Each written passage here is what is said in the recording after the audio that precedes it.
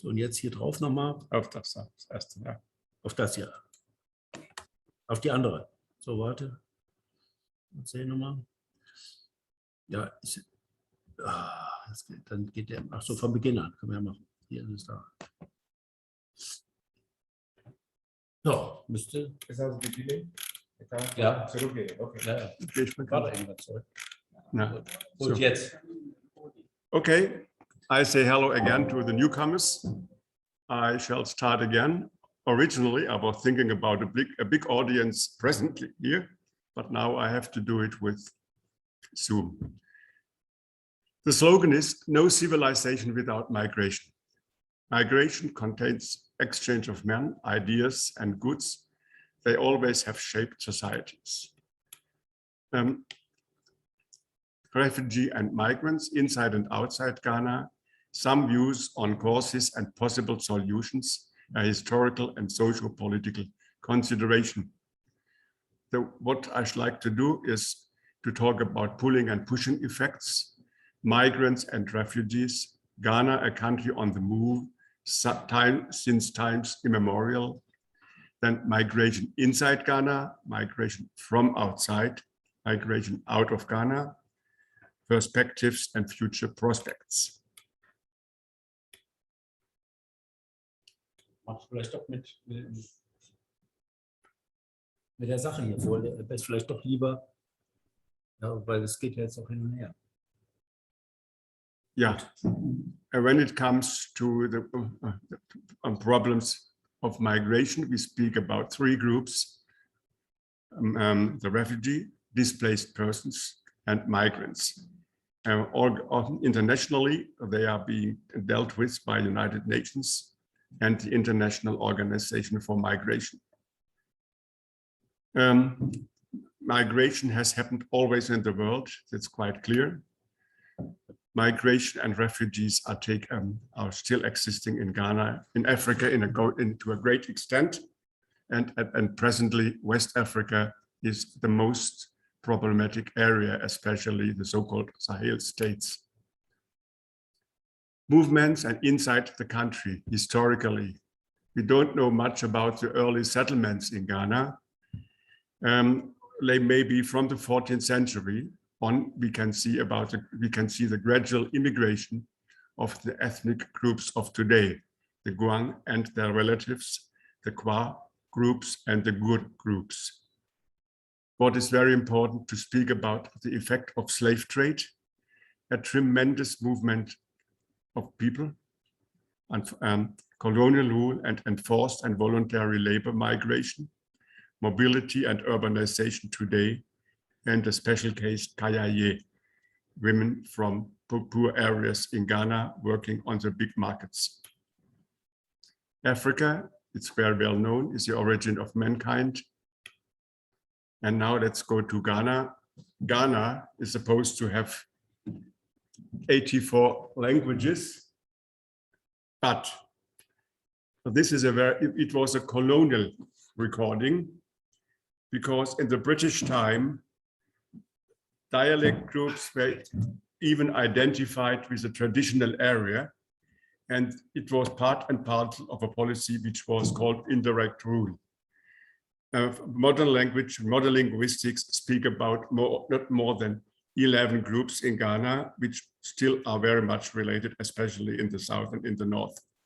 But what is a great problem?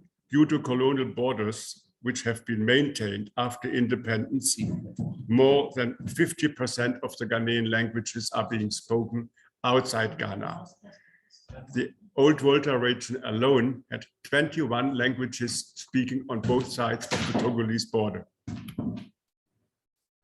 Slave trade must be also seen, cannot only be seen under the aspect of atrocities.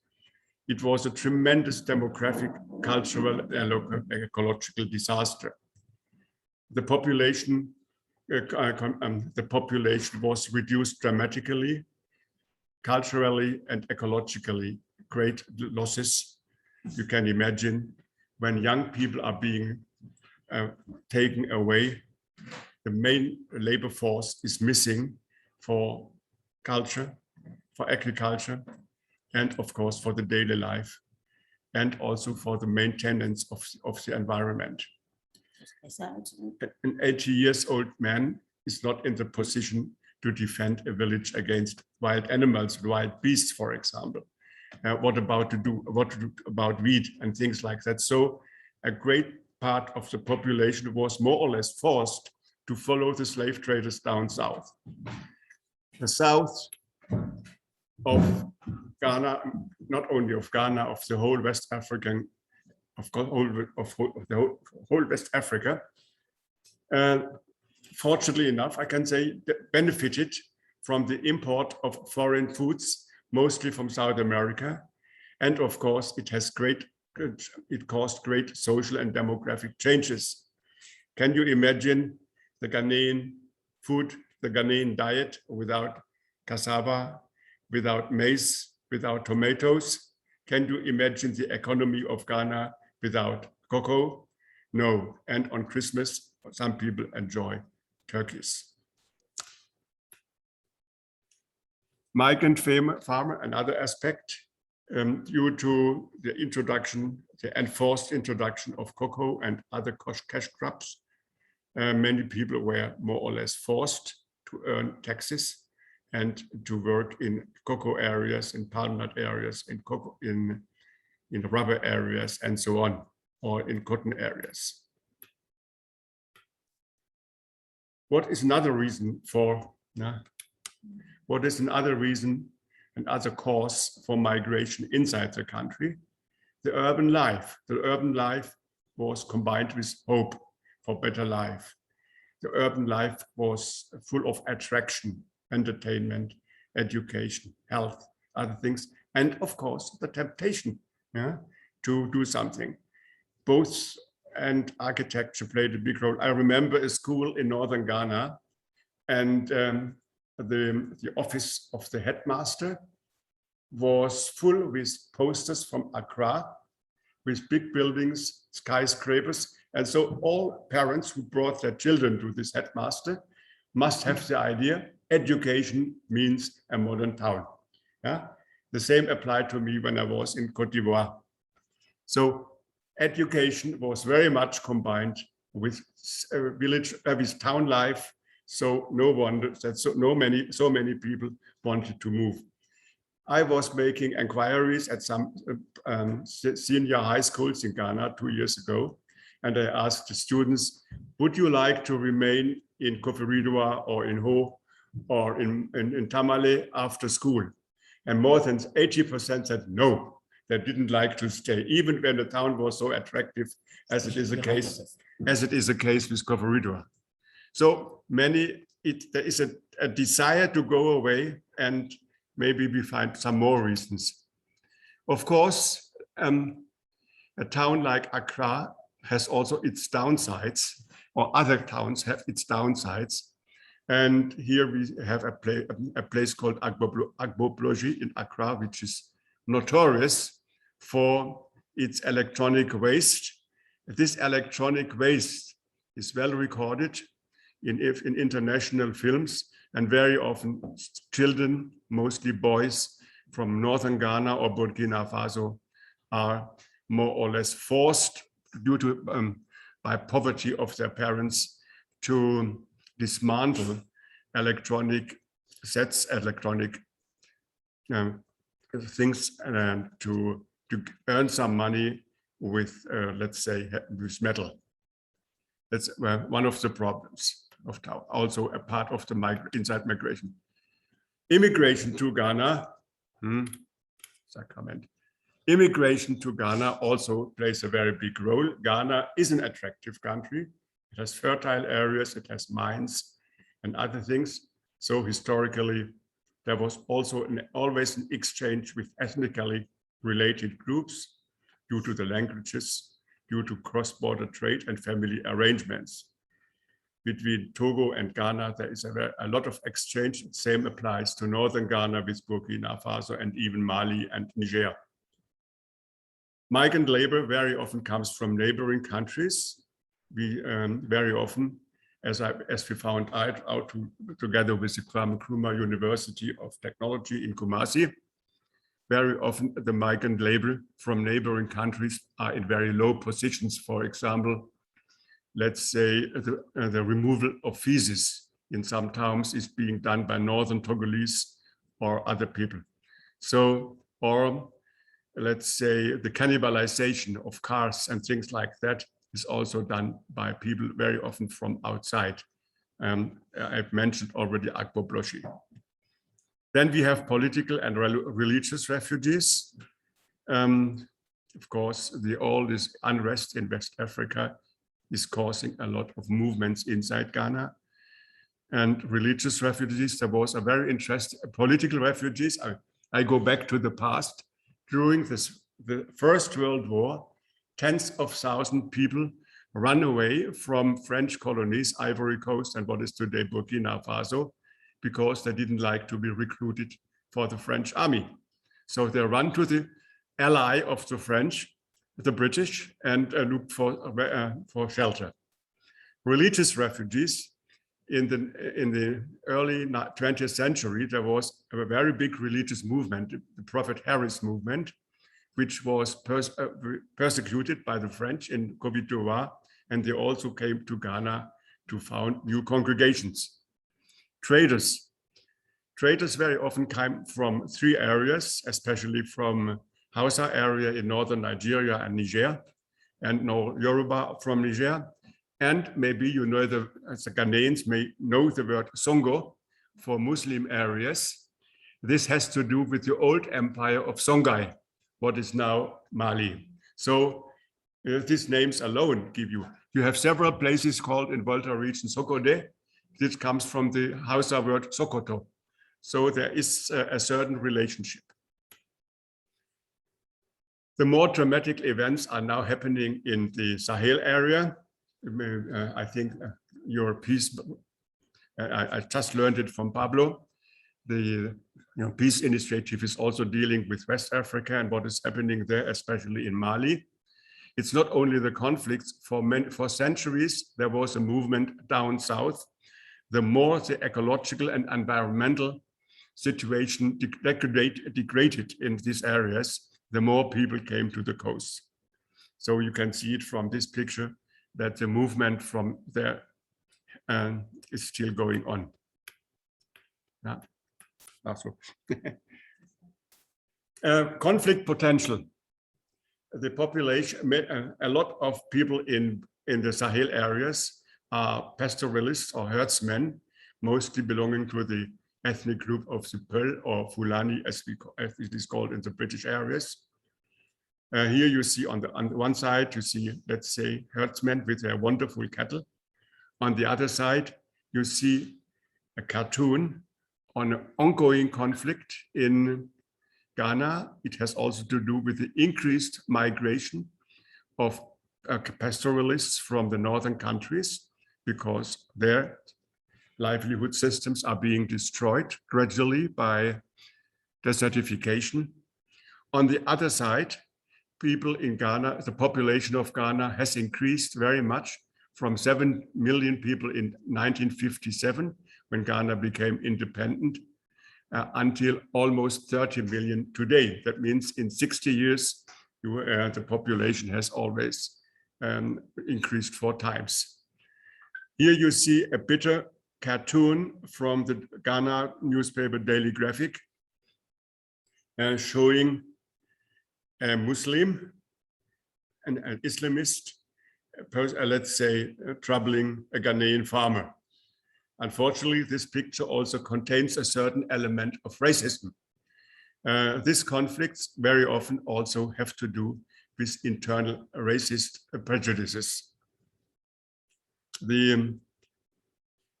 Maybe it's also very important for immigration. The more the middle class is rising in Ghana, like in China or in Europe, the more the middle class has more income, the more they like meat. And the meat supply comes mostly from this herdsmen from the north. Therefore, they need more land. And this is also increasing the conflicts. I have been in the village in Volta region, in southern Volta region, where 11 people have been killed 3 years ago in a conflict between herdsmen and sedentary farmers. It's also a very great problem now.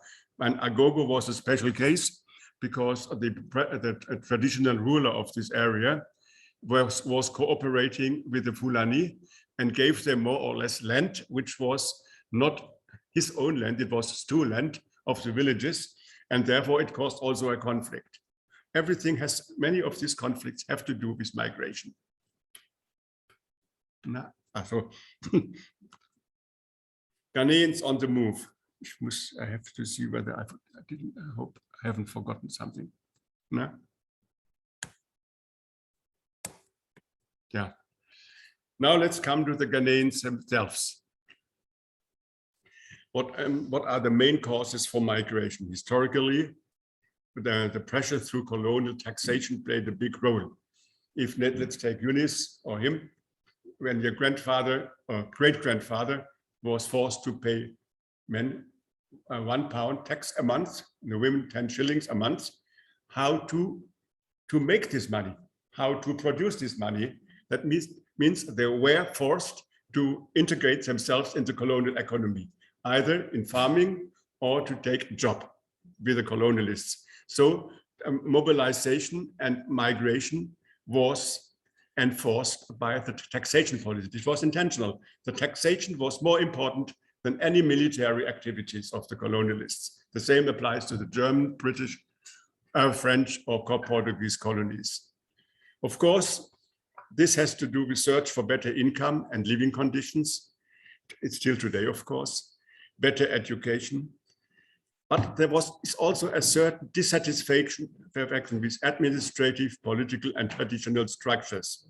Then, of course, we have environmental damages also. And no, I have to show it to now. Oh, sorry. What shall I do with this one here? Ja, Christina, den schwarzen Balken. Der Balken, Ja, entweder oben oder unten kann der nur sein. da müssen wir mal so sehen. Ja, so, gut. By the way. Now I think Apete is not in. In future, you see, when it comes to countries like India or Saudi Arabia or Algeria and Italy, of course, pilgrims play a very big role for the economy. They are also migrants, short-time migrants. Now Ghana will have a wonderful national cathedral in a few years, and every day hundreds of thousands of people will come from all over the country to celebrate. There, take the joke.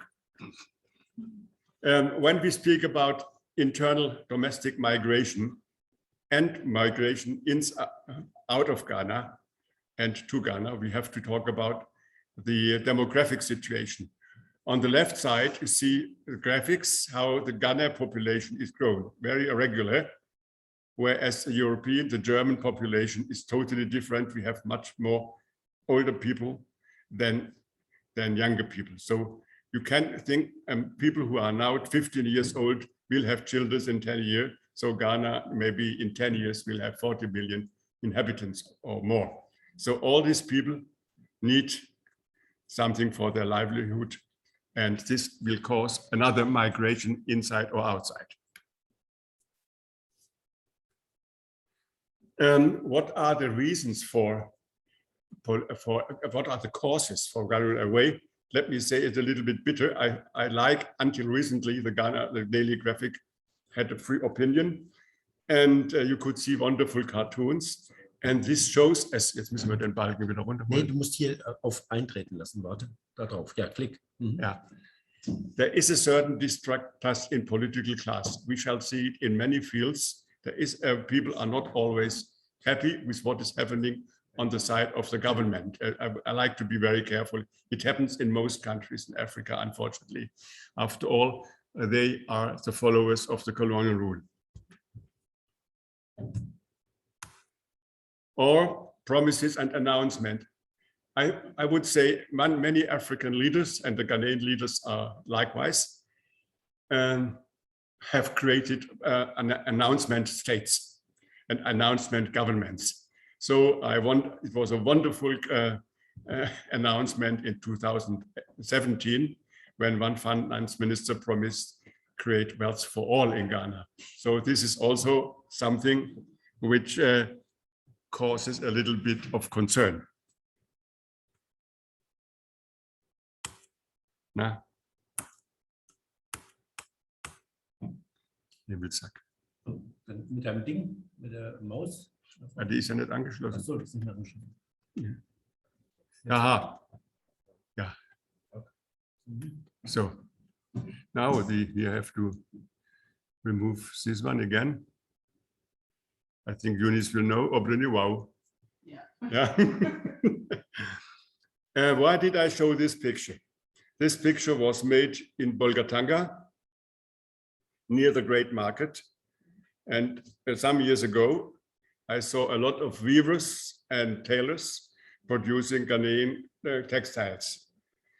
But due to Obroniwau and cheap cloth from Asia, traditional crafts are very much being driven out from the country. The same applies also to your own textile industry, because most of your textile production has been replaced and damaged and destroyed by foreign and cheap imports. Here again, people from top designers like the wife of President Rawlings and others were forced to go abroad to find a job or to do something else in Ghana. So again, the international trade and the cheap and also the international free trade is one of the causes of conflicts in many countries. No. Hast du es nicht mit der Maus gemacht? Jetzt habe ich diesmal nicht mit dem Akkanz verbaut. Beides läuft nicht. Doch. Jetzt kommt's. Ja, youth. Most migrants are younger than 25 years. You know the word merante in Twi, young men. Yeah, Abrantian. Merante, yeah. So the Youth Association used to play a big role in the traditional customs. But for example, when I was invited for a project in Upper West region, the so-called youth was at least 40 years up to 70 years. Yeah. So a lot of young people are not willing, even if there's a strong chief, to participate any longer in traditional festivals. Yeah. It is, and most of them have run away or are only occasionally at home. Here again, we have also something, especially in the northern areas, and since 2017, the northern areas have tremendously been neglected. I don't like to talk about politics. Customs. Here again, we have to think whether traditional customs like the boys' circumcision under very cruel circumstances can still be alive. It's in the border area between Ghana and Burkina Faso, where the circumcision of boys is very cruel and is sometimes causing death. The question is many people, especially those who are Christian or Muslims, don't like to tolerate it any longer, and they go away.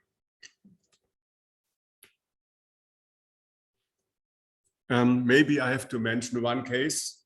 Recently, one paramount chief, the elders of one paramount chief in Western region demanded 100 Ghana cedis, 50 Ghana cedis for each citizen, from baby to old person, for the funeral.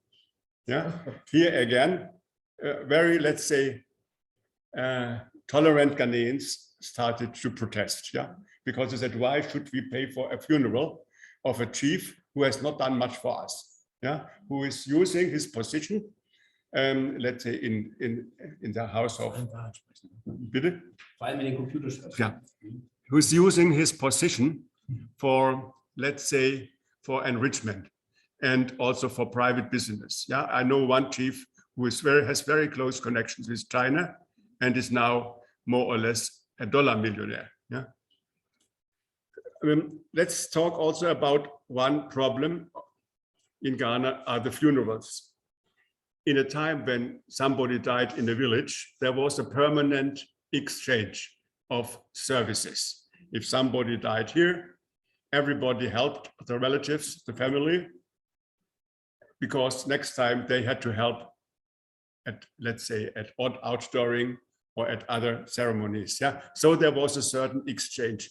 But due to capitalization and commercialization of funerals, they are now a terrible burden, a permanent burden for many, many people. I know so many cases, even my assistant at the university, who could not go on to make his master's because all the money of the family had been used for funerals. Yeah, here again, when we ask people when we ask people who have come to Europe recently, especially from coastal West Africa, why have you gone? I could not bear the costs any longer. I have to earn for the last funeral. So there's real. I think even if the churches are saying, please make your funerals 40 days after the death, it is not maintained. And you see a lot of things which are being distributed at funerals, for example, handkerchiefs, let's say lighters, cups, so many things. Yeah, even how do you call them? USB sticks. Yeah, yeah, with the name of the dead person. The question is it necessary? At one funeral, a Catholic funeral, 2,000 people, mostly from the Illuminates, had to be served with food and accommodation. Yeah, this is a ruin for certain people and economically. Right. Maybe I speak too much from a European point of view, but I know too many Ghanaians and Africans who are saying we should reduce it. Yeah. Anyway. No, it's not yet perfect. Yeah. This time I should have had a picture of women, of Ghanaian women, but in this case I have an international statistics. I mentioned a women's group called Kayaye. Kayaye are mostly women coming in between 5 and 6 in the morning to the big markets to receive big goods to carry them to the customers or to shops and things like that. Statistically, also in Côte d'Ivoire, statistically, there are more female migrants inside Ghana and Côte d'Ivoire than male. Yeah, and a late friend of mine wrote a wonderful master thesis on women going away from the villages that don't like to be married with 15 years to a 70-year-old man and other things. So very often the recruitment of the Kayaye comes from these areas.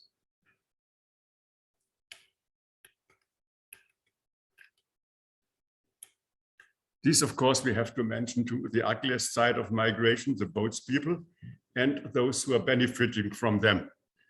This is a very bitter cartoon from the Neue Osnabrücker Zeitung. Yeah, of course, they are exploited. They are terribly exploited and abused.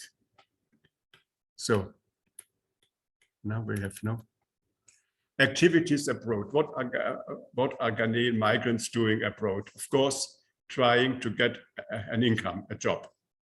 But many of them, especially when they have established a little bit, are involved in trading. I would say a lot of second-hand goods, of modern goods, comes from Ghanaian traders themselves. The authorities in Hamburg spoke about 120 million in 2019 going in cash and kind from Germany to Ghana, yeah, through migrants. Then searching for contacts. What are they doing when they arrive? Of course, sometimes they have family members, they have ethnic connections.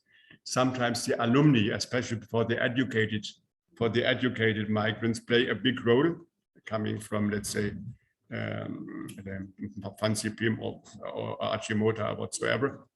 The alumni play also a big role. Then, of course, religious groups and politically like-minded persons. I mentioned a group of the NDC in Frankfurt some days a time ago.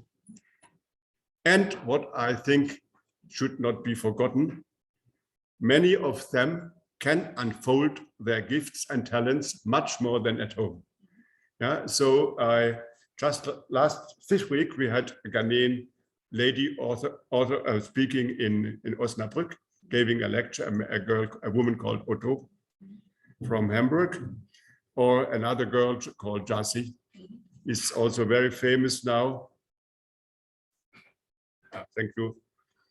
And there are a lot of highly qualified Ghanaians who could do what they couldn't have done at home.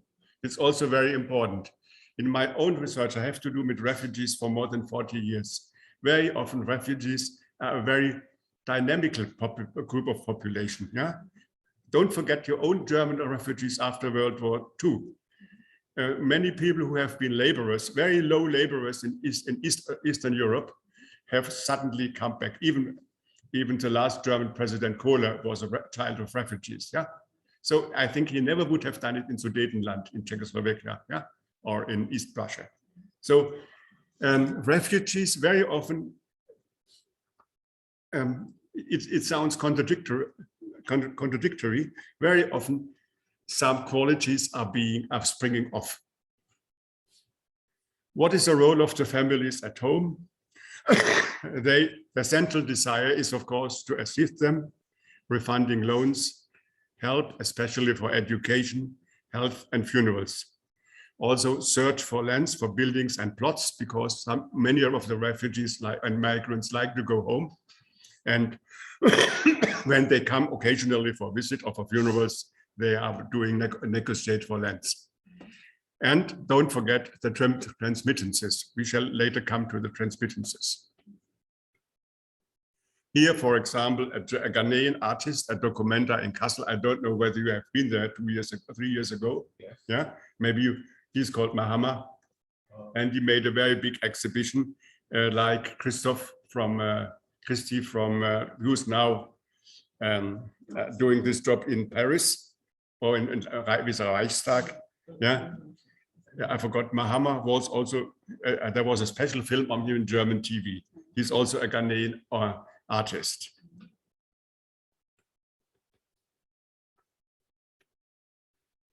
Yeah, transmittances are the lifeblood of some countries. Ghana, 20% of foreign, 20% of, I forgot 4% of the foreign currency are transmittances. Yeah, it's numbers.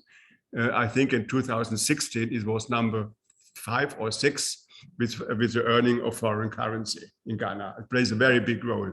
Don't forget about almost 3 million Ghanaians abroad. Yeah, so it is very, very important. It's much more than the so-called development aid.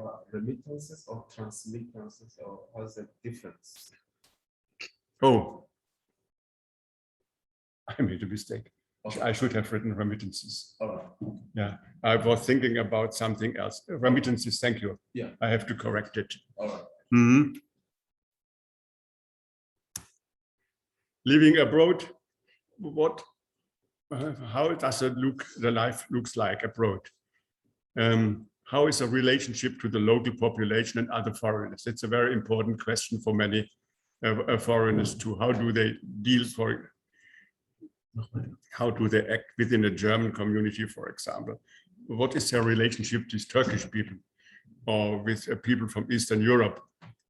How is their relationship with the local administration and local politics, for example, the immigration question? Yeah, it plays a big role. How is their relationship with non-governmental organizations and religious bodies? It's also a very important question for the integration or at least the living of immigrants here. Some of them are founding their, let's say together with European friends, are founding their own non-governmental organizations and as other things, or they join religious bodies. How do they realize open and subliminal racism? It's also very important.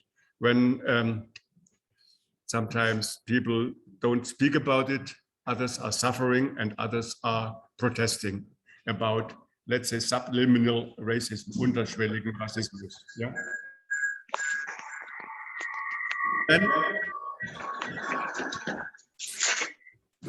And very closely connected with it, for example, when Eritrea became independent, many Eritreans have been challenged with the question, why are you still here? Yeah, or why are you here? Why, how do you justify to be in a country where you have milk and honey? Yeah. And where everything is being paid by the government. Yeah, so you see, it's also a part of the subliminal racism.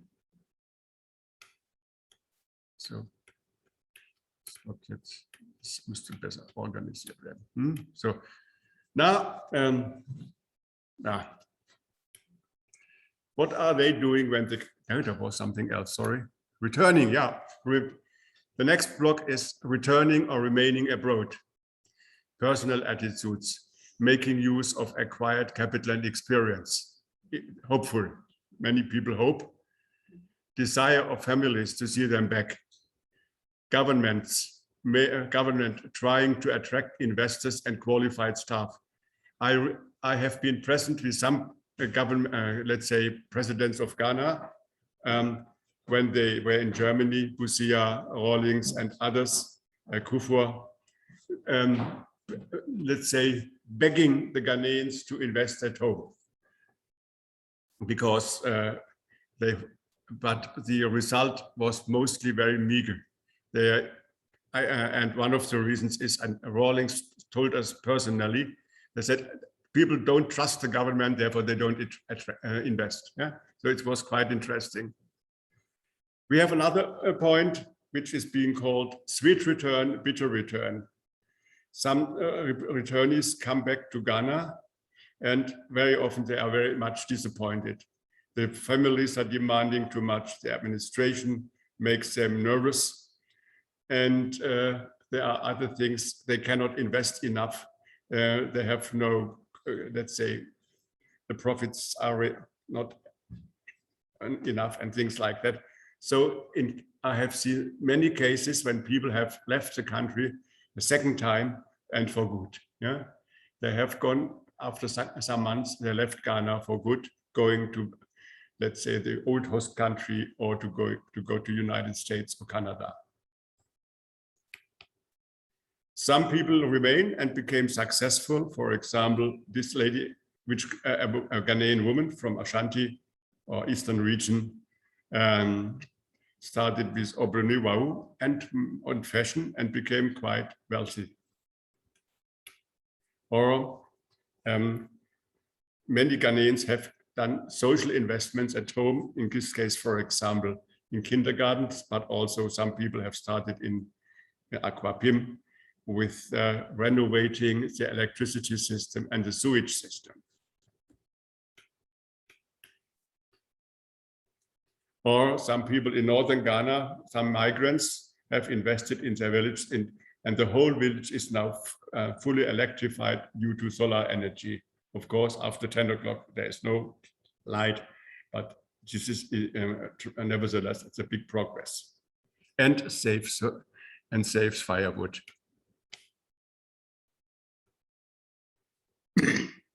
Here I have been present at a meeting of elders in northern Ghana on possibilities how to facilitate return and investments of migrants abroad.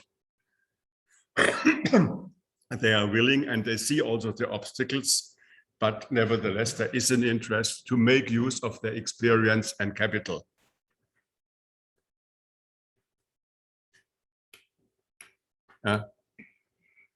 Perspectives and future prospects. Brain drain or brain gain? This is a great question when it comes to migration.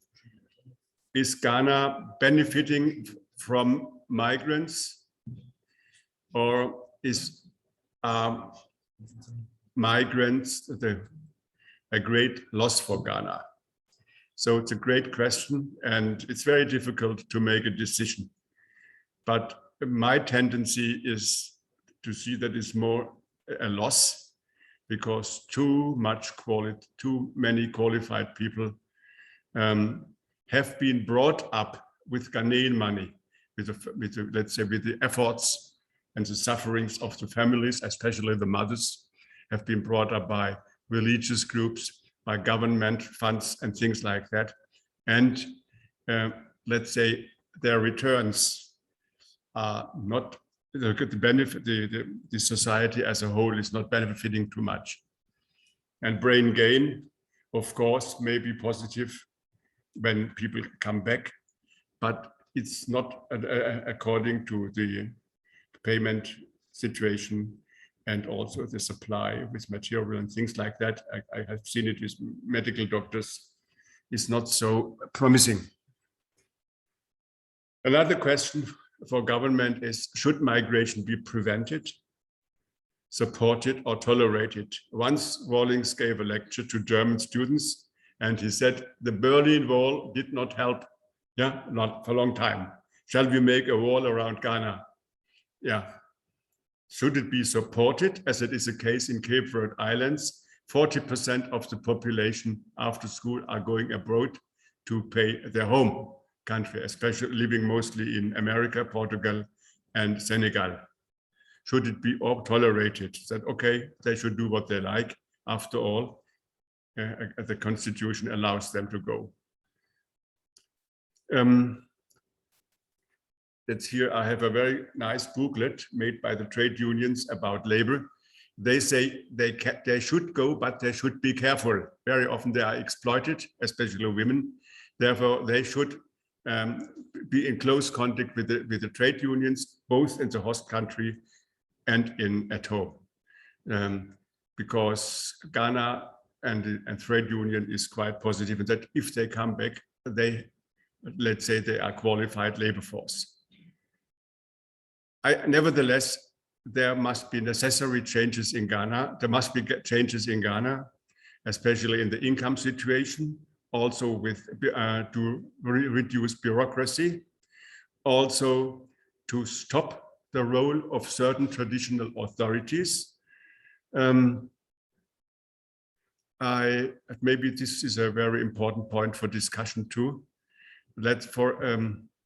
I remember cases when bodies could not be buried because the chiefs and the elders demanded certain amounts of money before they allowed it, yeah, to be buried or other things.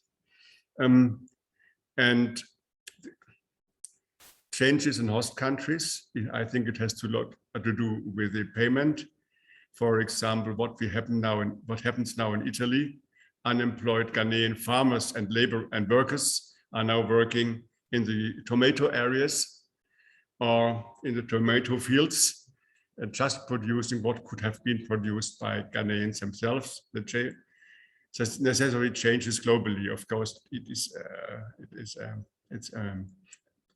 speaking for itself that changes are necessary globally, peace, and of course a better trade, the World Trade Organization. Sorry, now remittances. How to make them more useful? It's also a very important question which should be discussed intensively. And I have the experience, especially from Cameroonians. Ghanaians abroad, Africans abroad have a very high value in their population.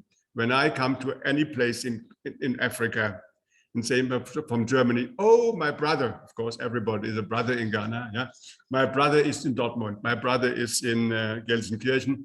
My brother is in Hong Kong or whatsoever. Yeah, and we know from experiments at the University of Vienna, if people start to use the emails, the letters, the telephone, the visits to say, please, why has this street not been completed? The money has been transferred from Paris or Brussels or somewhere long time ago. Yeah. So if they say, if they write to their relatives, to the members of parliament and say, please, we are concerned that this and this doesn't happen.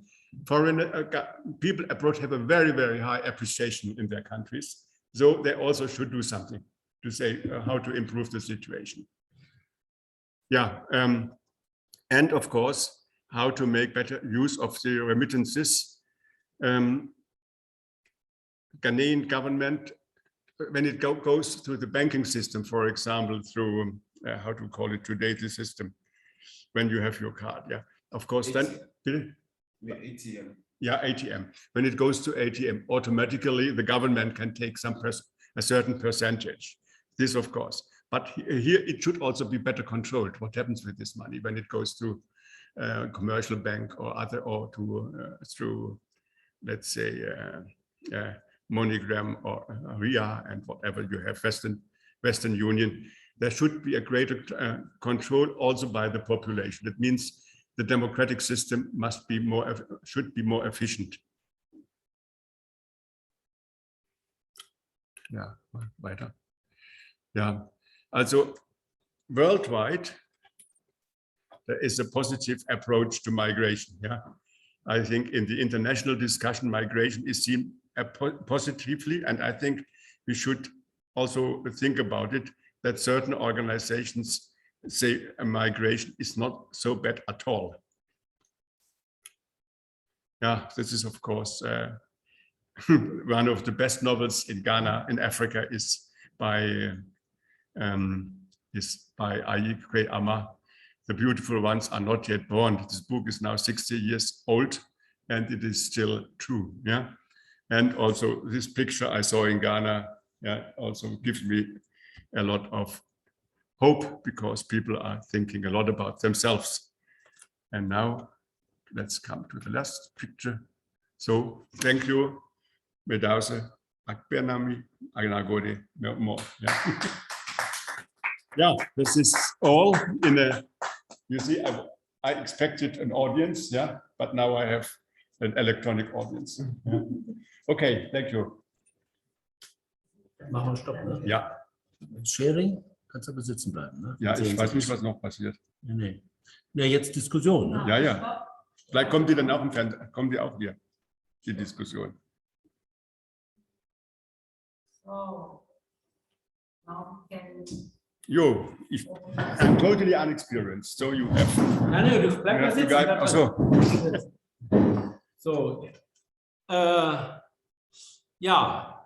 So, dear colleagues, now we have stopped the presentation, and now if you have questions to the referent or comments, now please come in.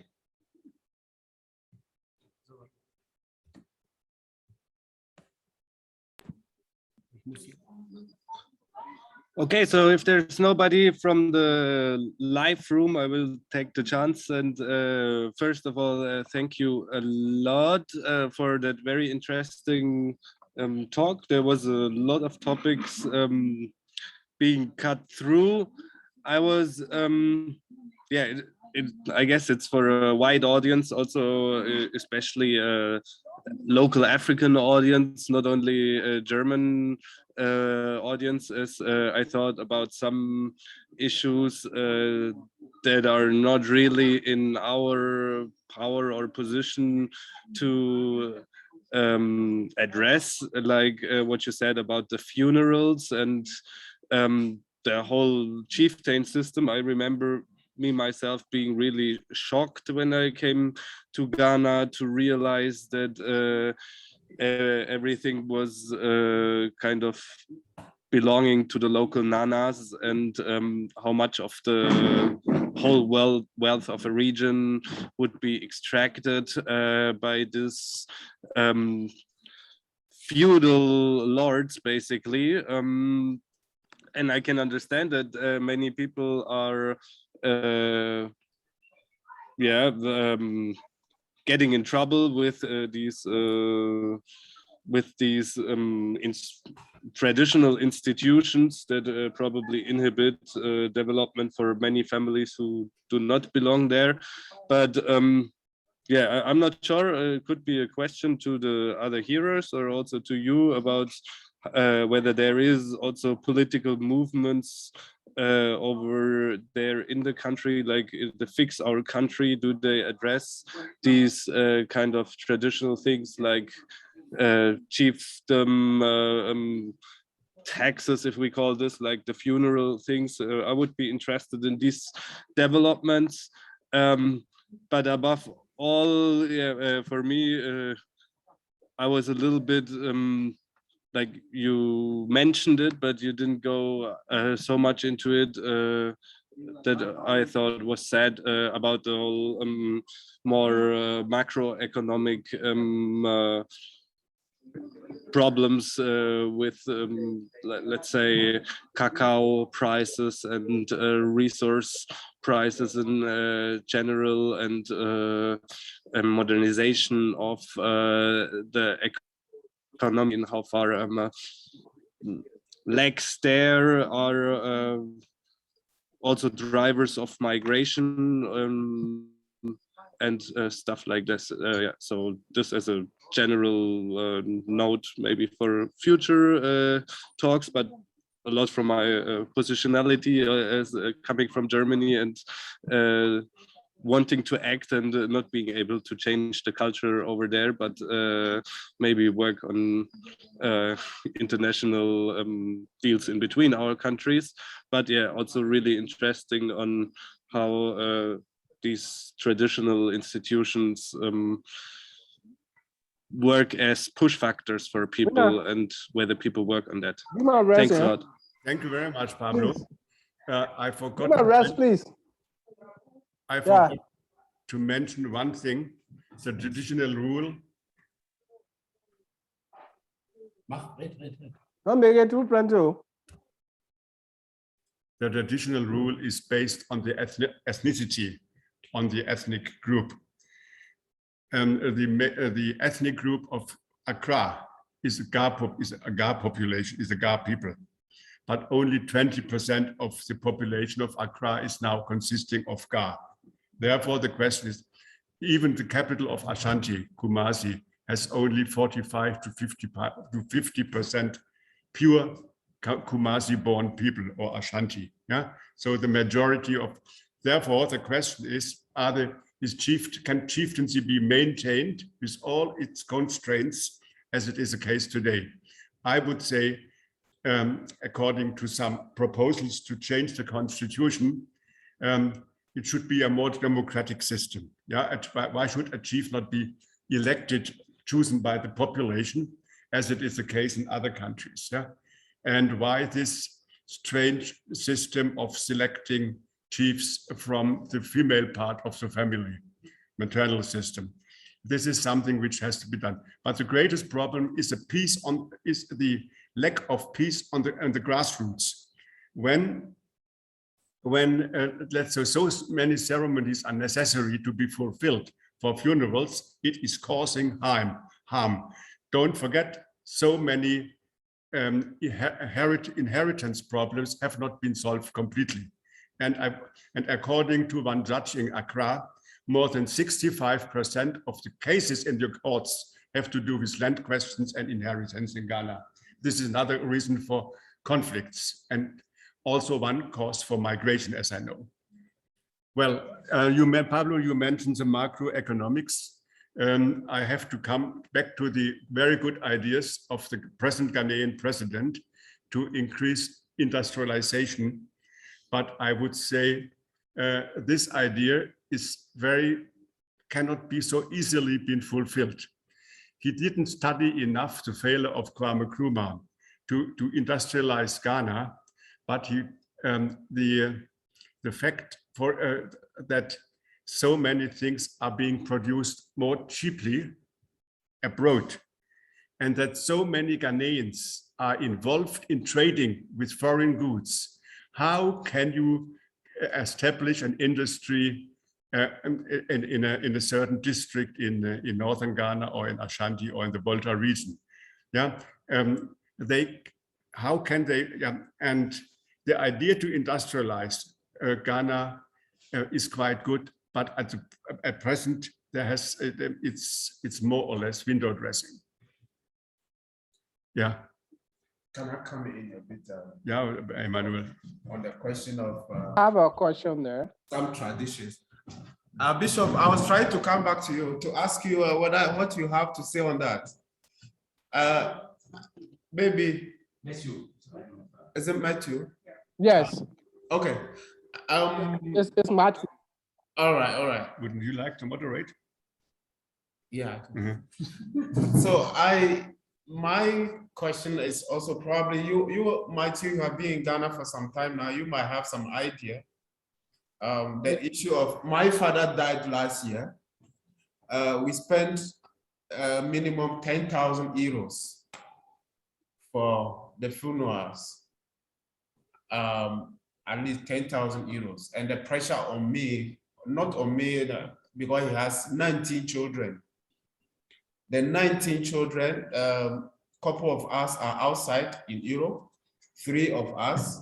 Our sister is in London, in the UK, and then 2 of us here in Germany. And for that matter, we had to shoulder most part of that cost. I was asking myself, if I were born alone, what would I have done with the 10,000 to be able to survive with the 10,000 euros? You see, so some of the traditions that are keeping us back. He's in the presentation, he was talking about the problem of some of the traditions that are weighing us in the developmental trajectory. What's your observation as a librarian in Ghana? Because recently in one of the cities in Agogo, it is said that you mentioned Agogo. Specifically, the chief is saying that funeral should not last more than 2 days. So they are bringing some laws actually to make sure that we don't spend a lot on funerals. And this is just one example of many traditions that is not friendly to development. So before you bring your contribution, that is my observation. I don't know whether you have something to say on that too, Matthew. Yes, thank you for the opportunity, Emmanuel. I've been in Ghana for quite a while, over 20 years now. When it comes to the funeral issue in Ghana, it is a little bit worrying because it puts a lot of financial burden on families and so many things, So like my country, we don't keep barley for long. Like Liberia, the highest you will keep your body is maybe 1 or 2 weeks. And when you keep your body for long, the perception is that you don't have money to bury your dead. So people normally, when someone died, the period 1 week, within 1 week time, the person should be buried and so on. But that is quite different from Ghana issue. When I came to Ghana, I saw that they keep body for 6 months, 2 months, 3 months, just in the fridge to prepare for the founder funeral and so on. And within that time, a lot of money are spent on the body and food and so many things. And you wonder, sometimes this person in question, who the dead person, have children. None of them may not be even going to school, and they don't even have money to feed themselves. And we're keeping the body for so many months and what have you, just to spend that money to have a elaborate funeral and what have you. So I think the chief should try to do something to cut down cost of funerals in Ghana. And whatsoever money the family may put together, so that money can go to the widow or the children for their education and support. That would be a very good idea. Then to keep the body for so many months and then spend that money. And then after the burial, the widow had nothing to eat. The children can't go to school. And if care is not taken, probably the widow will be thrown out of the house where that was left behind by the husband, because some traditions do that. So yeah, it's important if the chiefs they are willing to address this issue to cut down costs on funeral service. That will help the family, either the widow or the children, to be able to survive after the funeral. So that is my little experience about funeral in Ghana. Funeral in Ghana is very, very expensive. And that is quite different from the Muslim funeral. Because the Muslims, they normally bury their dead maybe within 24 hours after the person is dead. So whether they spend a lot of money, preserving the body, or in fact, they don't spend a lot of money preserving the body. Probably after that, they can maybe contribute and give something to the widow and the children and what have you. That is quite different from the Christian funeral service or the traditional funeral service, where a lot of resources are spent and then on the body and then just to make, without say merrymaking or other thing, because whatsoever you do, the dead person does not know anything about it.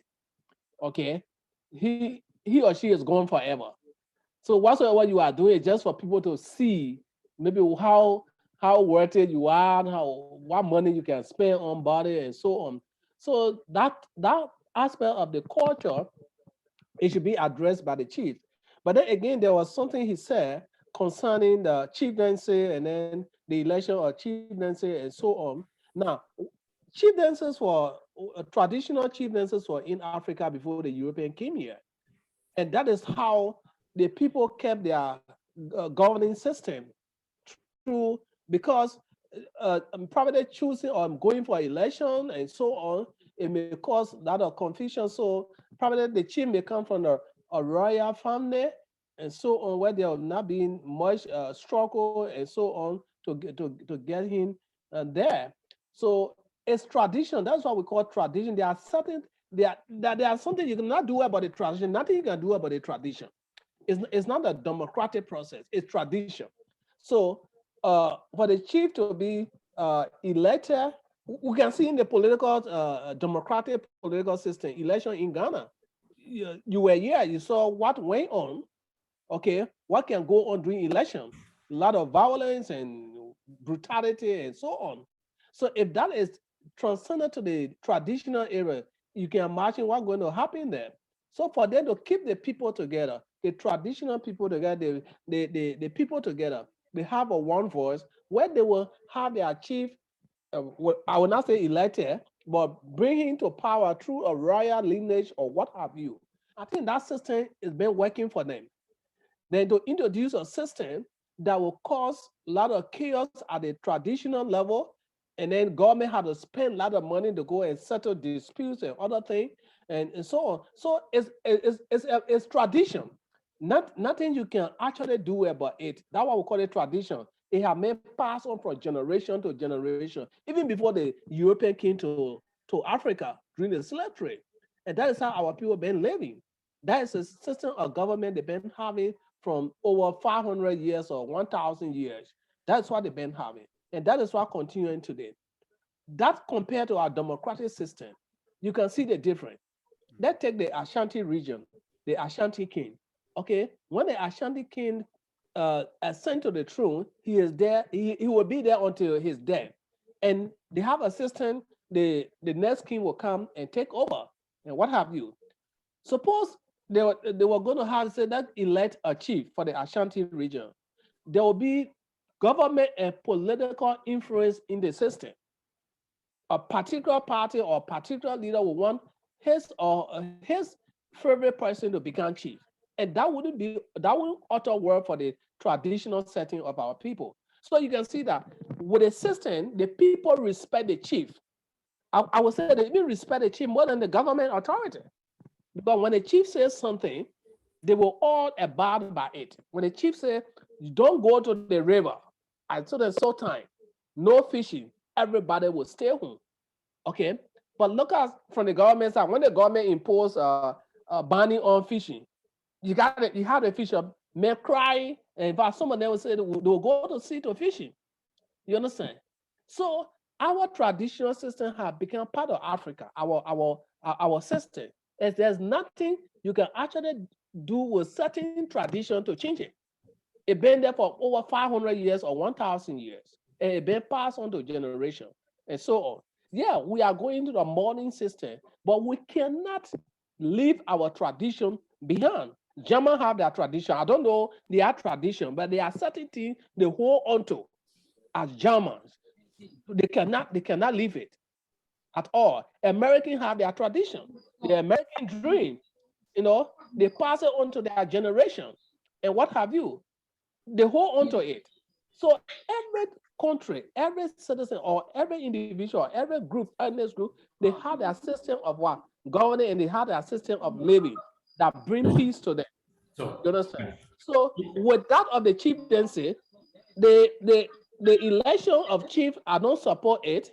The system that have been working from over 1,000 years, it have been working for them. So we should continue that system. There should be no influence from government or from any other policy to intrude into the tradition. okay, Matthew. Thank you. you. Frag mal andere nochmal. Yeah, just one word. I think every human group has a head person. Yeah. And chieftaincy has been existing long before the Europeans came. But when it comes, for example, to Ghana, to Nigeria, to Uganda, or to India, the colonial rule has destroyed the system. The chiefs were no, let's say, gods. They had a certain, they could be controlled, for example, in her area, by the Asafo companies. They had this Asafo Hene and Rante Hene who could say, no, we don't join. Okay, but today chieftaincy must be more democratized. That's what I want to say. Because when you are right, when the chief is saying, don't fish, it may be understandable because there is a good knowledge on ecology. A lot of harm is being done to the Ghanaian rivers and water bodies because everybody is fishing whenever he likes or she likes. And traditionally, there were spawning periods and they were supervised by the chiefs and the so-called Okomfo, the traditional priests. But today, a lot of things has collapsed and the chiefs don't interfere. And let's take the last case, which is very tragical, the so-called Galamsey in Ghana. Illegal gold mining. Unfortunately, a lot of chiefs are involved in giving licenses to illegal gold miners. Can I please also get back to what Matthew just said? Because I think, well, what Matthew was coming from is a very conservative view that we could not change traditions. And Matthew also stated that we in Germany would also have our traditions, we would not, which we don't overcome. That's not true. We did have chieftaincies, we did have monarchy until it's just 150 years ago. They were the owners of everything. They were the people executing political powers, and we took it off them. Not enough. They still have too much forest. In my opinion, we should rip all this forest. It's the forest of the people. It's the nature of the country. It's not these nobles, but we already ripped all their political or most their political powers of them. And I can just recommend to anybody to do the same in all the other countries. Rip all these traditional people that through time, usually through violence, like there were some people had some followers with arms and other people had some followers with arms, and you would kill the ones and then you have more ground and all this. It's all accumulation through violence. And now as we've entered into a phase of, let's call it democracy, of people discovering the power of the community, we should get rid of all these people that accumulated all this, or not get rid of the people, but get rid of this centralization of wealth that came through centuries. We've done some steps for that in Germany, not yet enough, but in many places, in literally nearly all the places of the world, you had a lot of centralization of wealth and land in the hands of few. In India, it's still a big problem, and there is people fighting to strip it off them. I know I'm not the person to tell Ghanaian lawmakers, please get rid of this law. This needs to come out of the population of Ghana. This is why my question first was whether there are incentives of in Ghanaian movements to get over these systems. But then, Matthew, as you are here in our circle, I just want you to think over, just because something has been tradition if we see nowadays that it is making people poor, that it is making some chiefs dollar millionaires, while many in the community need to sell their houses to pay for a funeral, where they need to pay chiefs or something, then as a community we can think about, wouldn't it be better to get rid of this institution that is holding back the development of so many people in the community? I would like you to think about whether it's not possible to get over these traditions, because if not, then it's a question also, then we could say here in Germany, no, we should not get over the tradition to govern Africa and to sell arms and to profit of wars, because if we want everything, the traditions to stay like that, then we keep the traditions with the injustices they bring. And if we already go on to make a better world, then maybe sometimes we need to rewrite some traditions and get rid of some traditions. Good. Before maybe Benjamin and Bishop, you come in, short only, no, Matthew, let us, the two positions we have not today, then we stay only in discussion, this only point. It's good that we have two positions heard, and now others can contribute. But before, I think that Günther should introduce again, because you all were not there when he started, that you know why he speaks about Ghana and what is his background to do so. Okay, maybe you see from the picture that I'm a very old person. Maybe they call me Nana or Dogbe in Ghana. And I was in Ghana in 1966 as a student with the United Nations Student Association. And then this time I have very strong connections with Ghana. In the years 1971 to 73, I was a junior lecturer at Legon. And at the same time, the Presbyterian Church of Ghana asked me to establish the church archives. Later, I was very often in Ghana, I think more than 30 times, to teach, to moderate, to make research, to a lot of things. For example, after 1990, I was traveling all over Ghana to find out what would be done with the Jubilee money when there will be the reduction of debts in Ghana, what to do with the money. It was quite interesting discussion and time. And since I am now a pensioner, I have been working again as a lecturer and a consultant. And presently, I have been working in Upper West region to create, to make a model for, let's say, alternative tourism. And in the Volta region, I have been working for 5 years to reorganize the regional museum for the Volta region. And since then, I'm working as a lecturer and consultant for the EP University College in Ho. But I'm connected with most parts of Ghana, and I feel quite interested in the country. But you did not meet Kwame Nkrumah, or? I was at the funeral of Kwame Nkrumah, and when I came in '66, it was shortly after the coup. We Western students were, it was really not nice. We were approached as gods. We young people, yes, yeah, and it was. We were even in. We were working. We were driving with the car of the President Ankara. We could greet the whole so-called National Liberation Council. It was so terrible how they bowed down to the Western countries. It was shameful. And at this time, Nkrumah was a criminal.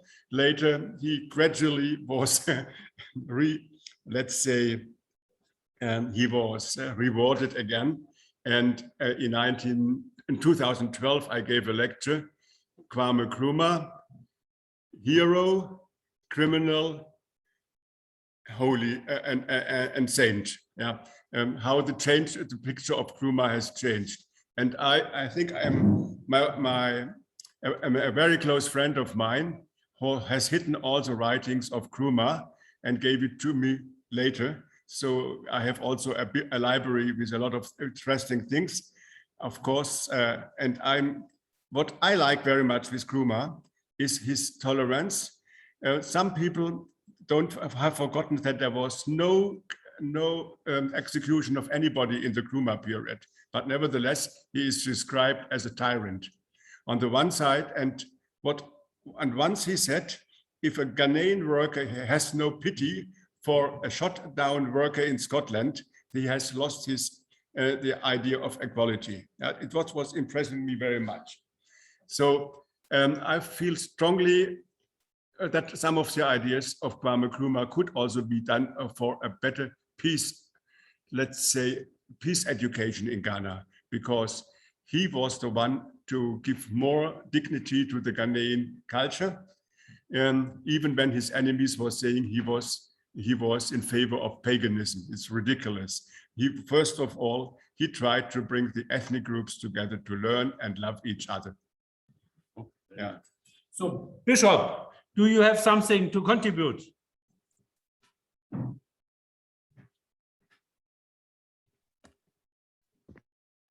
No. Hello, Bishop.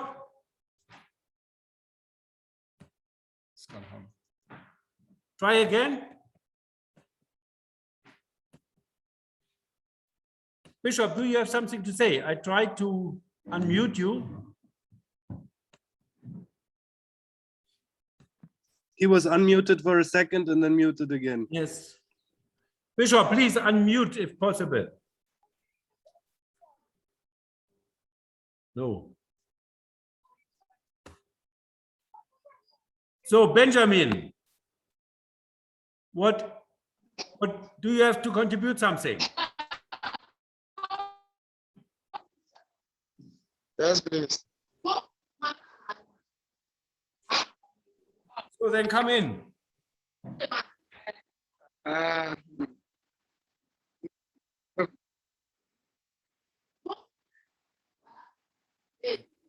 We don't hear you.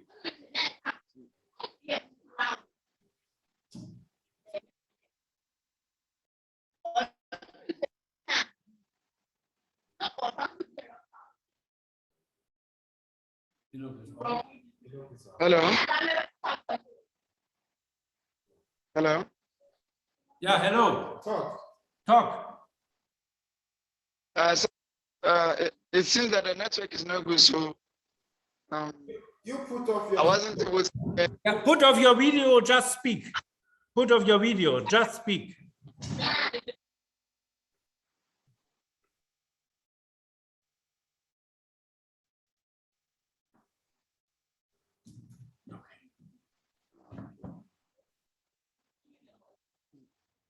Before. I wanted to ask one thing. Hello.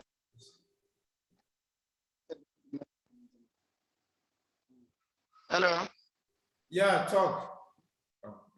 So please, because of the network, so please, the network was not that good, so I was not able to. I was not able to get what you were discussing about. Okay. And also the presentation, did you see it or not? The PowerPoint? Yeah, yes, please, I saw it. Okay. So do you have any, do you want to say something about it? What Günther said?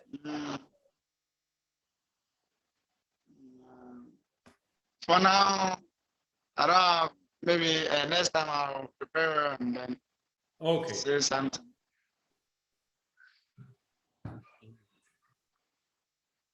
I wanted to ask one thing. You brought this example of the food item from South America. Yeah. And you were mentioning that it has been beneficial to. Were you talking about? And then you said without that they would not have been. This. Were you trying to say that? For that time, it helped, or in general, that without that food being brought to West Africa, there will not be this food stuff. I mean, I couldn't get you well. Yeah. What your argument was, because you know that today the whole world food has been transported always. You see, in the time when the Europeans arrived in West Africa, around, let's say, around 1600. Yeah. 16th century, Oh, maybe we come back to the demography, to the Yes. population density. Yeah. When German Togo, including what is now Volta region or the two Volta regions, had only 800,000 inhabitants in 1900. The whole of Ghana in the First World War had 4 million inhabitants. And in the 1900s, the whole of Africa was supposed to have only 100 million to 150 million people.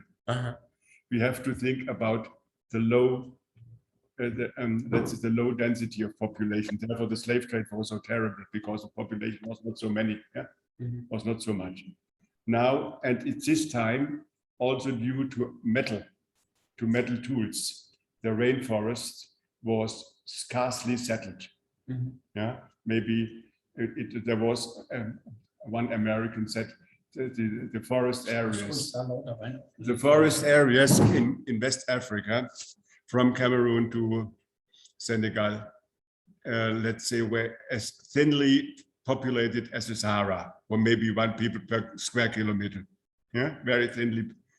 With the arrival of the South American tropical fruits, maize, cassava, and others, don't forget tobacco as tomatoes, yeah, the food situation could change very much. Yeah, and today these things are the main staple food in West Africa. Therefore, I would say benefit, because the main food item before were cereals, mostly yes sir, millet, yeah, millet and other things like, I forgot, fonio, you don't know it, is from Guinea, and other things, yeah, but grain was the main food, and yams, but yams, as you know, don't grow very much in the forest areas. So maize and cassava played a very big role for supply food. Next to it, the slave trade had a certain attraction at the coast. So today, more than 80% of the Ghanaian population live within 200 kilometers from the coast. Yeah? Think about Accra agglomeration, Kumasi, and so on, Takoradi. So today, the coastal areas and their hinterland are the most populated areas in West Africa. And this could not happen without this food items, like the potato for Europe. Yeah, the Germans would have died, and Europe wouldn't have survived without the potato. Yeah, so Africa would not have developed let's say, increased so much without maize and tomatoes and manioc, cassava. Yeah, that's what I wanted to say. And it was, it is, let's say, a tragic story had also a certain element of benefit. Yeah, the slave trade, of course, the triangle trade. Yeah? That's what I wanted to say.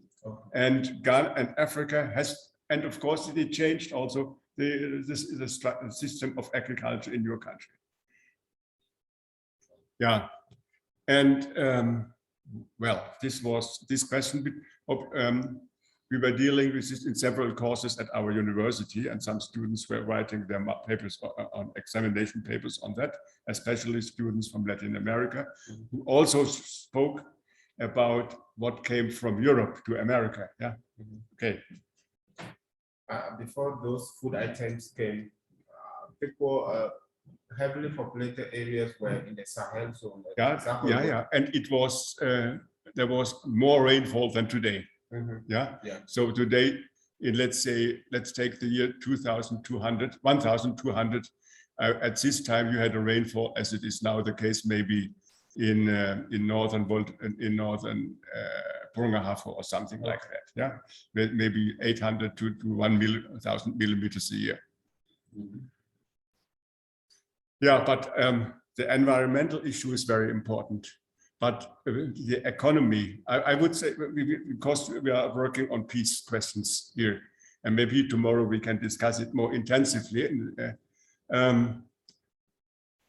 The Ghana and most countries in Africa are so much indebted and dependent that the way how to do something against the will of the big forces is almost impossible, yeah, at present.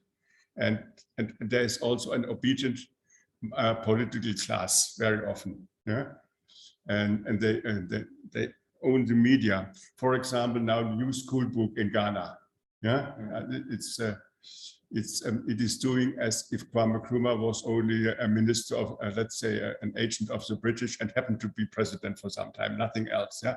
So there is so, I don't like to make him a hero. He also had his weaknesses, but it is very unhistorical to speak as if the Akufo-Addo family, yeah, because his father was with the so-called Big Six in 1948, yeah, as if they were the people who made Ghana, yeah, and the belittling of Nkrumah is, for me as a historian, the same as if I say Hitler was the greatest leader of the world, yeah, or something like that, yeah.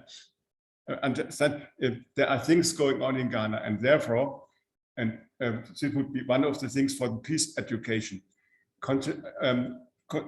Your cultural achievements in your country, as modern achievements like film and cinema, film and literature, are very important. But so many Ghanaians don't know their own authors. Who knows Ama Ata Edu? Who knows Kwe Ama? Yeah, and the school system is not reflective enough to talk. Yeah, I met a teacher from a secondary senior high school, a woman teacher, who said the only copy of Macbeth of Shakespeare was in her hands. She had to read it and discuss the same questions which usually come with the examination. Yeah, there was no chance with 50 students, let's say senior high school students. There were 50 students, and she was more or less reading, and there was no discussion on, let's say, the message behind Macbeth or Wole Soyinka or something like that. Yeah, you understand? The educational system is also a part of the lack of knowledge how to establish a peaceful society. And don't forget one thing, which is maybe tomorrow we talk about it. We have more than 7,000 so-called Christian congregations in Ghana, denominations. And I would say maybe 20 of them can be seen as, let's say, socially involved, yeah, socially active. And but a lot of them are pressing down the population. Yeah, some of them are, and this is really a very great problem. When I was in Ghana in the 70s and 60s and 70s, the communities were not so much split according to religious lines, but today it is the case. And if some of these, especially Christian fundamentalists, are seeing everything in black and white, not in skin. Yes, you see, who is not on my side is my enemy. Yeah, the increase of witchcraft thinking among these churches is also very, very dangerous. Yeah, so I think there are very often there are troublemakers in the Christian disguise. Yeah, this is also for me a very great problem, that they are not for peace. They are more or less for the, let's say, American fundamentalist way of life. And this, I think, is also a problem. I have been at funerals which could not be realized, which could not be completed, because some of the relatives of the bridegroom did not allow drumming at the ceremony. Yeah, and so they didn't marry. Of course, they did it at let's say at the court, but they could not marry because certain people didn't allow traditional customs, for example, libation for the new couple. Yeah, and what is bad with libation? Understand what there are so deep conflicts inside the Ghanaian society that it needs a spark to to create unrest and conflicts. That's not my problem. It's not so much the matter around Ghana, like Sahel countries and ESS. And yeah, let me come to this case. When I was in 66 and 1971 in Upper West region, the first time, it was one of the poorest areas I ever saw in my life. Yeah, you really could see people dying for hunger and trypanosomiasis, sleeping sickness and whatsoever. Yeah, really terrible. Today it looks much better. At this time, 70% of the population in, for example, in Sisala area, were so-called traditional believers. Today, 70% are Muslims. Yeah, because I could see with my own eyes how Iranian and Sudanese and Saudi Arabians came with big pockets of money and said, if you build a mosque, then we build a school for you, yeah, or health station. In those days. In those days. Now, okay, nothing against the school, nothing against the mosque. At this time, the old people just joined Islam. It was known to them, to the neighboring areas. But the second generation and the third generation coming now is very much indoctrinated by Muslim preachers. And if unemployment and the division of classes in Ghana goes on like that, then there will also a potential for something like Boko Haram or ISS in northern Ghana. I could see that all these young people who have nothing to do, we are now Muslims, yeah, and suddenly there will be a spark, yeah, if injustice and also the arrogance of the southern people. The way how Kwahu traders are exploiting the northerners is really terrible, yeah, yeah. Understand? There are a lot of conflicts in the country, and government is not steering against it from the point of view of peace. That's what is worrying me very much.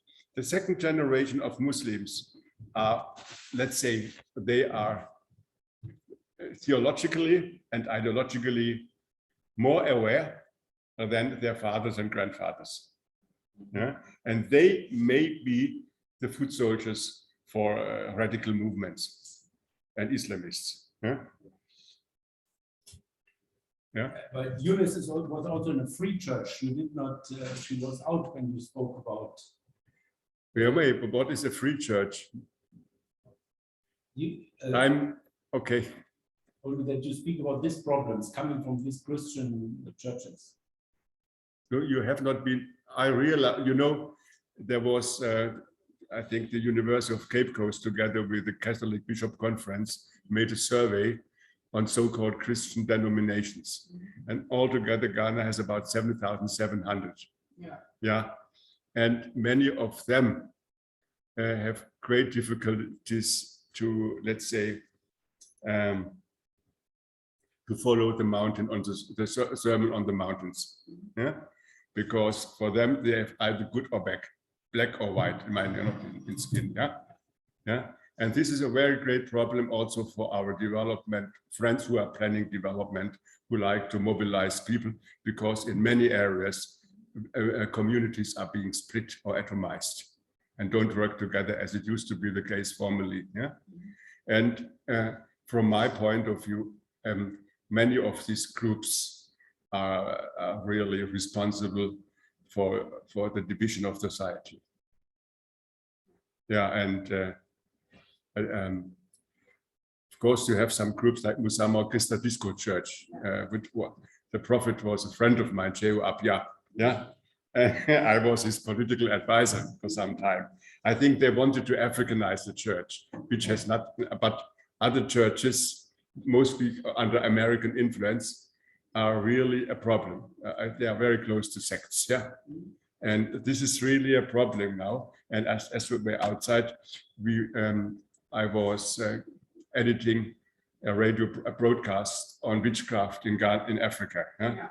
And it is increasing, especially among these churches. Yeah, this is our problem. That so today, Abeyefo, is it called Abeyefo? Yeah, or Ajeto? Yeah, they are now. Let's say when when people are cursing each other, adjecto or abeyefo is met, you even as a foreigner, I hear it. Yeah, yeah. So many conflicts are reduced to witchcraft, and yeah, and this is also a very an alarming signal. It's very serious. The religion in general. Yeah. In Ghana, it's for me, it's one aspect that if it is not dealt really with, it's going to destroy even the country, because it's not just the complex aspect. Mm. Now, instead of people even to go to work to get a living, they are rather spending their time in churches praying for God to come up and do something for them.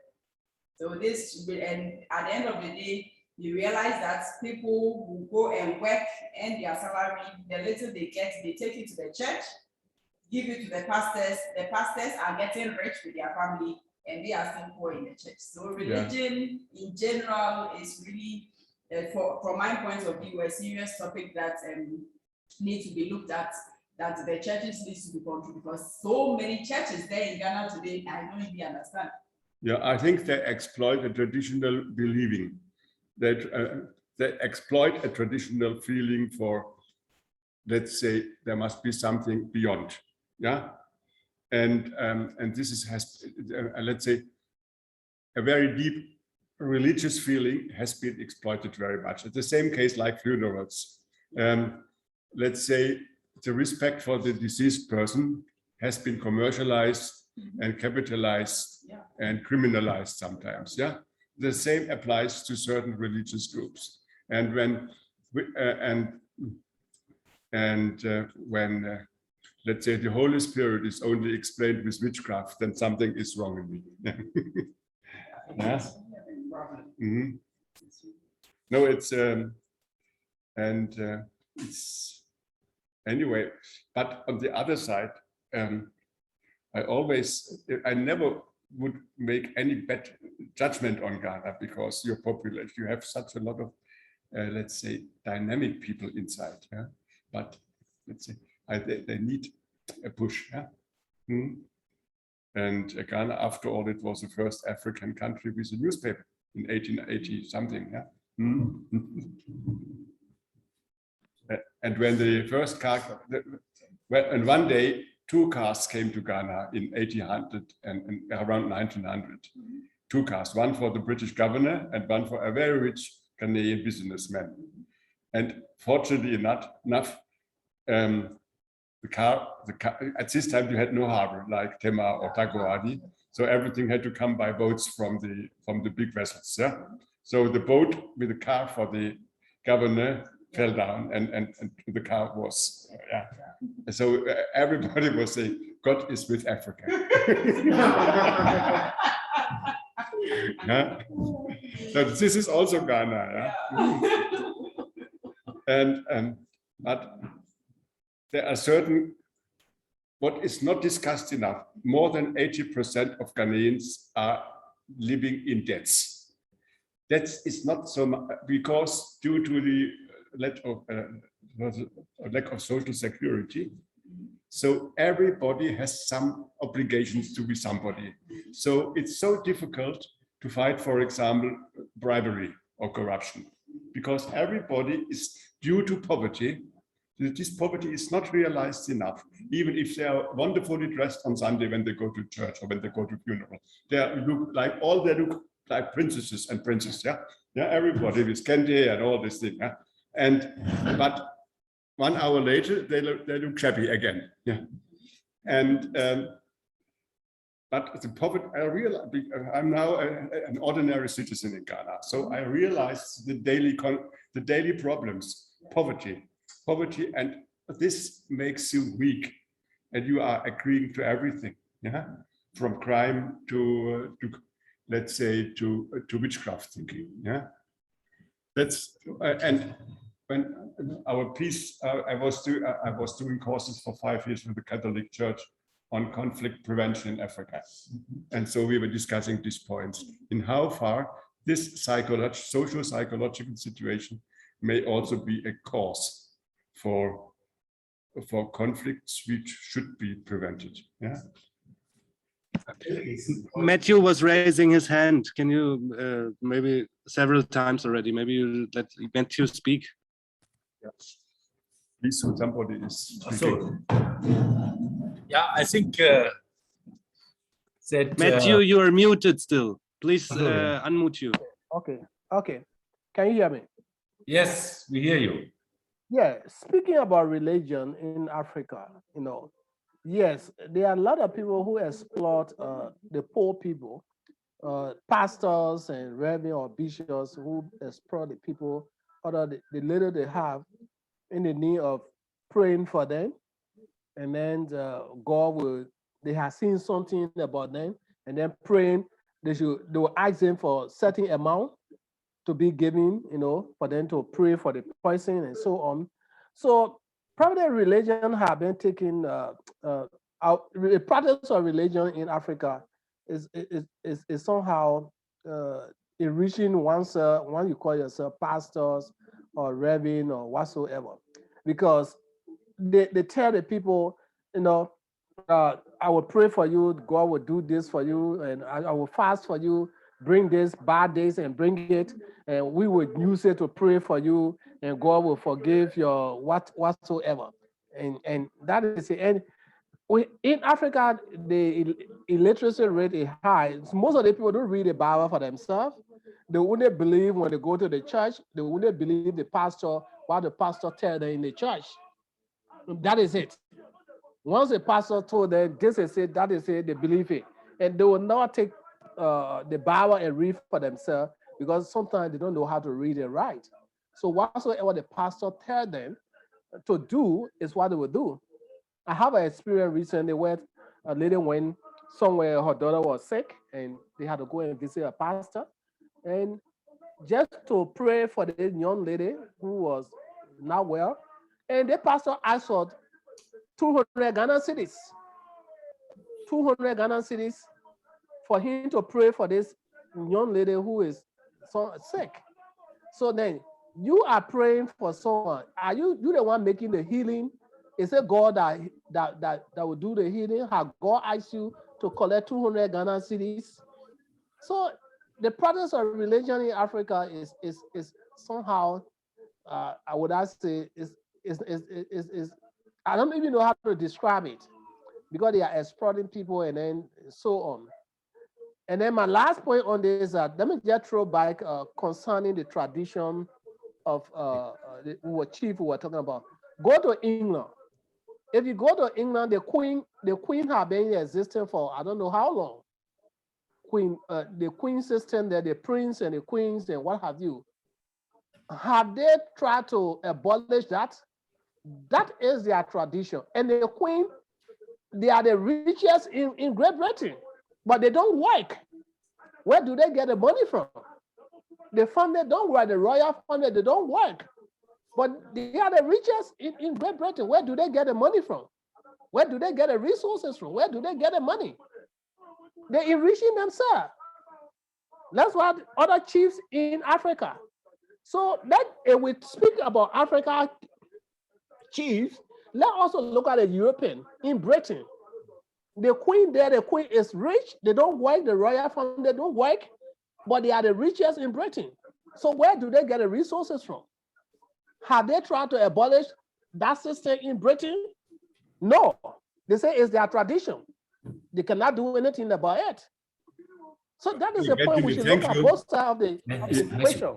Matthew, thank you very much. The main topic of our evening was migration. And migration has a lot to do with conflict, with the conflict potential. And that's the reason why we came to speak about chieftaincy and, let's say, the undermining of chieftaincy. Even you can buy as a chief, you can become a chief for 10,000 or euro, yeah, as a German or as a British. And this is also something very dangerous. And of course, leave alone Britain, I know when the royal pharmacies collapse, when the monarchy collapses, the Royal Air Force will collapse, the royal pharmacies will collapse, the royal bookshops will collapse, the royal societies will collapse. Yeah, Britain is really on the brink. Yeah, but let's survive Mr. Johnson first of all. I want to mention one thing again with migration. I think due to problems with technology, we overjumped one statistic. What is the social stratum of the migrants in Ghana? How many illiterates are migrating? We only touched it very shortly. But if you open a newspaper and see a funeral announcement, yeah, then you see chief mourners, then mostly the chief and others. And then you have a big list: Benjamin Osei Opoku, Chicago, Mary Opoku something, Mary Asafo, and so on, and so on, and so on, Chicago, Edinburgh, and so on. The most rich families have their relatives now, migrant relatives in UK, in US, and so on. And you see it in the funerals. One page in Daily Graphic costs about 80,000 CDs, yeah? And you can imagine, and they mention all these people, yeah? And this is also, the migration has also its upper class and upper middle class element, yeah? So it's a stratum. I think the illiterates used to go to Nigeria as laborers, but today, let's say, the Ghanaian school system was collapsing in the 70s and 80s because so many teachers were, I think, many teachers were in Nigeria, yeah, and in the French-speaking countries as a French teacher, yeah. So this is also something where brain drain is terrible, and the brain gain and the financial gain from those in Nigeria was not helping Ghana too much. Okay, we are rounding up now. We have spoken with you about the report in Germany they've made, why people flee, why they get migrants, and what German government can do to the positive effects of migration, that they will be supported and the negative effects will be reduced. So they say that for every country, you need a coherent strategy because the reasons in every country are different.